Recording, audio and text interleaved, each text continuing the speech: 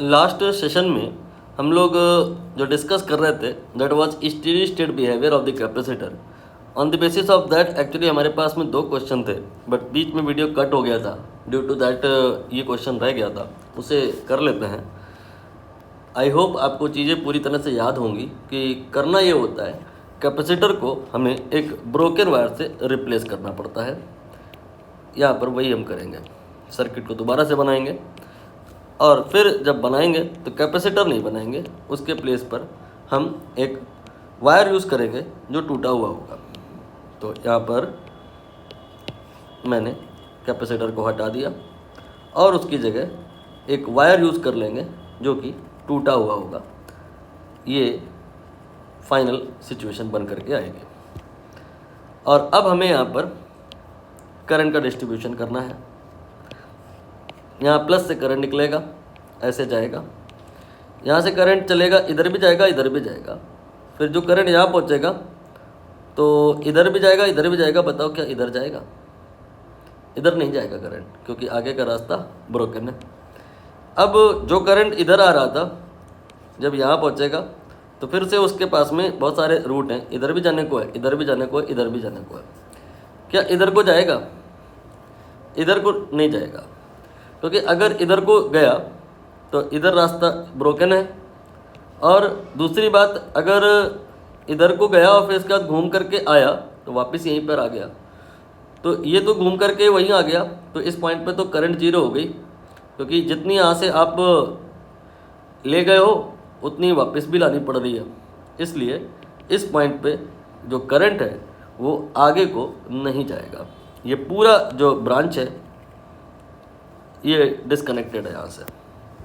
तो आगे की जो स्टोरी है वो ऐसे बनेगी कि आप एक बैटरी बनाएं, 2 वोल्ट की बैटरी हो गई है।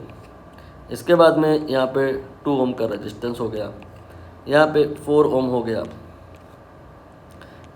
एंड देन इसके बाद में ये 3 ओम हो गया।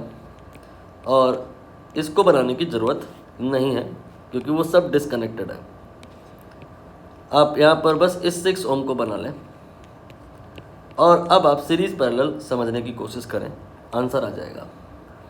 दरअसल ये 3 और ये 6 यू कैन रियलाइज़ कि they are in parallel.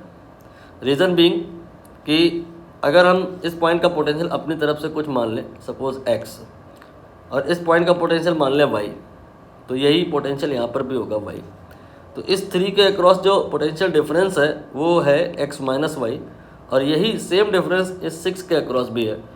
So 3 and 6 bearing same potential drop, due to that they are in parallel, and parallel equivalent निकालने का तरीका 3 into 6 divide by 3 plus 6 solve करेंगे तो 2 आएगा।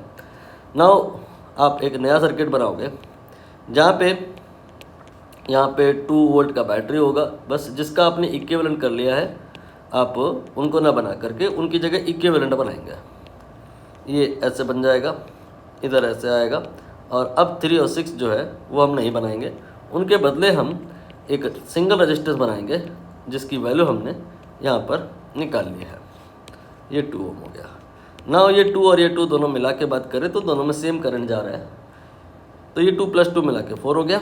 सीरीज़ में ऐसा ही होता है, जोड़ना होता है रजिस्टेंसेस को। तो ये जो मैंने 4 बनाया है ये तो ये वाला है, इन दोनों के प्लेस पे जो बनेगा will be in this way. Now इसके बाद में ये बैटरी इधर रह गया है, इसको भी आप बना ही लो, ये बैटरी हो गया। इसके बाद में आपको फिर से 2 रजिस्टेंस दिखाई दे रहे होंगे, this time they are in parallel. Equivalent will be 4 into 4 divide by 4 + 4, it will be 2। तो इसका मतलब बहुत सीधी बात है कि 2 वोल्ट की बैटरी के अक्रॉस 2 वोल्ट का रजिस्टेंस लगा हुआ है। तो करंट कितना आएगा? 2/2 V/R 2/2, that will be 1 ampere. So from the battery here you can say कि 1 एम्पियर की करंट निकल करके आएगी। आगे क्वेश्चन में बहुत सारी और पॉसिबिलिटीज हो सकती है, जैसे कि ये जो कैपेसिटर है इस पर चार्ज कितना होगा, ये हमने लास्ट सेशन में किया था। दरअसल हमारा मोटिव, फाइनल मोटिव क्या होता है, कैपेसिटर स्टेडी स्टेट पे फुल्ली चार्ज हो जाएगा, what will be value of that charge. For that purpose हम वहाँ से कैपेसिटर को हटा के ब्रोकन वायर यूज़ करते हैं। उससे 2 टर्मिनल हमें मिल जाते हैं जिनको हम ए और बी कह सकते हैं। इनके अक्रॉस किसी तरह से आपको पोटेंशियल ड्रॉप निकालना होता है, फिर Q बराबर सी वी कर देते हैं। C आपको गिवन रहता है, यहाँ भी गिवन है, तो रख देंगे। V आप निकालोगे जोर ज़बरदस्ती करके रख देंगे तो Q निकल आएगा। तो इस क्वेश्चन का आंसर तो आई थिंक आ ही गया है, 1 एम्पियर, ये 1 हो गया। बट इस क्वेश्चन में आगे वेरिएशन की गुंजाइश है कि जो कैपेसिटर का चार्ज होगा steady state charge, maximum charge, fully charge होने के बाद, what will be that, Q निकालना है।